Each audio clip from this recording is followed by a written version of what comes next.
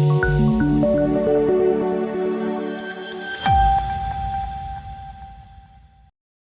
નવી civil hospital રાજ્યની સૌથી વધુ દર્દીઓની સારવાર કરતી સરકારી હોસ્પિટલ બની.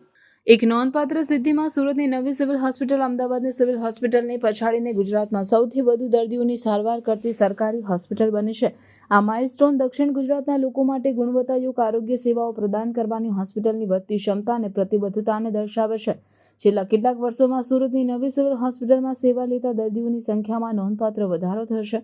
હોસ્પિટલ હવે દર મહિને 60,000થી વધુ આઉટ પેશન્ટ ડિપાર્ટમેન્ટ કેસો હેન્ડલ કરે છે, જે અગાઉના દરરોજના સરેરાશ 500થી 600 કેસો કરતાં વધારે હોય છે. દર્દીઓની આ સંખ્યામાં વધારાના કારણે હોસ્પિટલની સુધારેલી સુવિધાઓ, સમર્પિત તબીબી સ્ટાફ અને પ્રદેશની વધતી વસ્તી છે.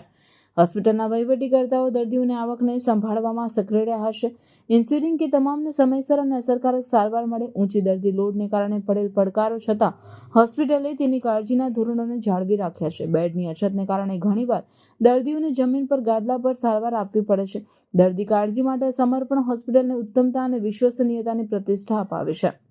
હોસ્પિટલના સુપ્રિન્ટેન્ડન્ટ ડોક્ટર ધારિત્રી પરમારે હોસ્પિટલની સિદ્ધિઓ પર ગર્વ વ્યક્ત કર્યો અને સેવાઓને વિસ્તૃત અને સુધારવા માટેના સતત પ્રયાસોને ભારપૂર્વક જણાવ્યું. વધતી વસ્તીને વધુ સારી રીતે સમાવવા માટે બેડની સંખ્યા વધારવા અને હોસ્પિટલના ઇન્ફ્રાસ્ટ્રક્ચરને સુધારવા માટેની યોજનાઓ ચાલી રહી છે. સુરતની નવી સિવિલ હોસ્પિટલની સફળતા તેના તબીબી સ્ટાફ અને વહીવટકર્તાઓની મહેનત અને સમર્પણનો પુરાવો છે. તે રાજ્યભરમાં આરોગ્ય સેવાઓ સુધારવા માટે ગુજરાત સરકારના વ્યાપક પ્રયાસોને પણ પ્રતિબિંબિત કરશે.